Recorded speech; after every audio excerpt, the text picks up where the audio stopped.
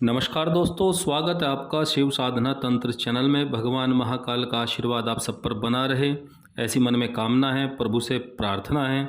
दोस्तों, आज बात करेंगे कि माँ दुर्गा को कैसे प्रसन्न किया जाए, और अगर आप इन बातों को प्रयोग में लाएंगे जो मैं आगे बताने वाला हूँ, तो निश्चित रूप से आपको माँ दुर्गा की कृपा प्राप्त होगी। माँ दुर्गा के दर्शन भी आपको प्राप्त होंगे और माँ दुर्गा से आपको रिद्धि सिद्धि भी प्राप्त होगी। और ये सब कुछ मैं आपको अपने स्वयं के अनुभव से बता रहा हूँ। जो बातें विधियाँ मैंने अपने जीवन में प्रयोग में लाई, उनके परिणामों के आधार पर आपको आज मैं बता रहा हूँ। सबसे पहली बात, माँ दुर्गा की आराधना, सेवा, पूजा आदि मैंने उनको देवी मानकर कभी नहीं की। मैं हमेशा माँ दुर्गा को माँ मानकर ही उनकी पूजा आराधना जप आदि करता था और करता हूँ। मैंने हमेशा उनको हृदय से माँ ही माना है, ना कि कोई शक्ति या कोई देवी। और ये मैं तब से कर रहा हूँ जब मुझे साधना जप आदि की ABCD भी पता नहीं थी। ना ही ये ज्ञान था कि साधना आदि में गुरु की भी आवश्यकता पड़ती है।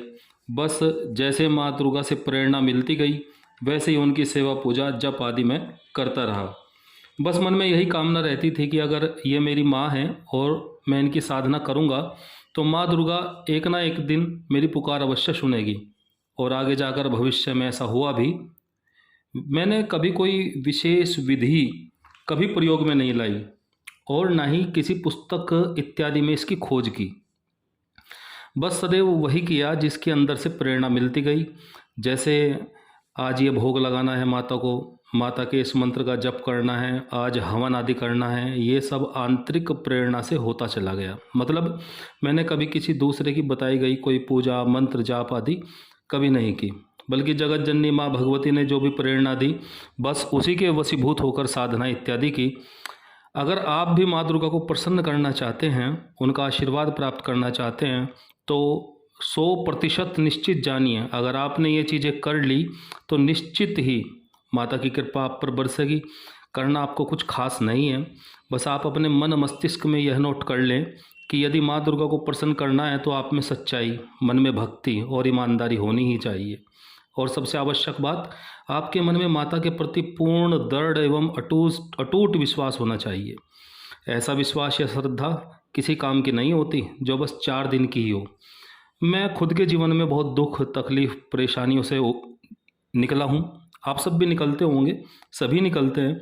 तो कभी उनके लिए मैंने माँ दुर्गा को नहीं कोसा, और ना ही कभी मन में ये भाव आया मेरे मन में कि मैं तो माता की लगातार सेवा कर रहा हूँ या इतनी कर रहा हूँ, फिर भी एक कष्ट क्यों झेलने पड़ रहे हैं। इसके विपरीत मन में यही भावना व प्रार्थना थी कि माता रानी, आप जैसी भी परिस्थिति में रखेंगी मैं वैसे ही रहने को तैयार हूँ। झोंपड़ी में रखो या महल में, रोटी सूखी मिले या घी से मिले, कोई फर्क नहीं पड़ता। मतलब मैंने कभी माता दुर्गा पर दोषारोपण नहीं किया, कभी माँ को नहीं कोसा और ना ही ताना मारा कि आपकी सेवा पूजा का मुझे यह फल मिल रहा है। माता से बस यही कहा कि जो मेरे लिए आप सही समझें बस वो करें, और यही मांगा कि माँ आपके चरणों में मेरी श्रद्धा दिन पर दिन बढ़ती ही जाए, ये कभी कम ना हो।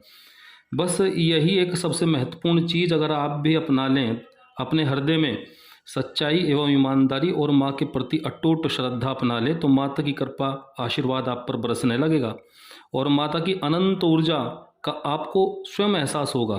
केवल कुछ बातें आपको अपने जीवन में लानी हैं, अपनानी है। सबसे पहली बात है, माँ के ऊपर आपका पूरा विश्वास होना चाहिए। श्रद्धा भक्ति में कभी भी कमी ना आए, चाहे लाख विपत्ति कष्ट आपके सामने आए, परंतु श्रद्धा आपकी थोड़ी भी ना डिगे। दूसरी बात, नियमित पूजन। नियमित रूप से पूजन आपको प्रतिदिन करना है, भले ही संडे हो, बारिश हो, तूफान हो, कुछ भी हो। आपका अपना नियम जो नियमित पूजन का है वो कभी खंडित नहीं होना चाहिए। आप हमेशा नियमित पूजन करते रहें।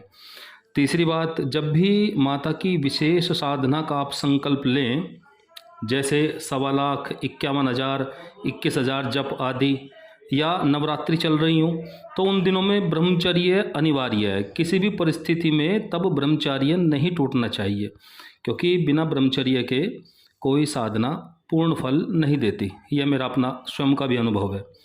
चौथी बात, माता को भोग प्रसाद अवश्य दें। भोग प्रसाद आप अपनी सामर्थ्य के अनुसार दे सकते हैं, श्रद्धा के अनुसार दे सकते हैं। जैसे पंचमेवा का भोग लगा सकते हैं, माता को आप लौंग, इलायची, बतासे का भोग लगा सकते हैं, या खीर हलवा का भोग लगा सकते हैं, या 5 प्रकार की मिठाई, 7 प्रकार की मिठाई आदि जितनी भी आपकी सामर्थ्य है उसी हिसाब से आप भोग लगा सकते हैं। मतलब आप अपनी श्रद्धा सामर्थ्य के अनुसार माता को भोग प्रसाद अवश्य लगाएं। 5वीं बात, माता भगवती या उनका कोई भी रूप इस ब्रह्मांड की स्त्री शक्ति का प्रतीक है, अतः आपको स्त्रियों का विशेष सम्मान करना चाहिए, अवश्य करना चाहिए। चाहे वो माँ हो, बहन हो, बेटी हो, आपकी हो या फिर आपके आसपास में पड़ोसी की हो, कोई भी स्त्री किसी भी रूप में हो आपके लिए सम्मान्य होनी चाहिए। सबका सम्मान करना अनिवार्य है। अगली बात, माता की सेवा पूजन में कन्या पूजन का महत्व अत्यधिक होता है, अतः नवरात्रि आदि पर्वों पर या कोई आप विशेष अनुष्ठान जब करें तो कन्या पूजन अवश्य करें और तरीके से करें। अपने हाथ से कन्याओं के पैर धुलें, तौलिए से पूछें, उनको तिलक लगाएं, मतलब माता का स्वरूप मानकर कन्याओं को वही सम्मान दें।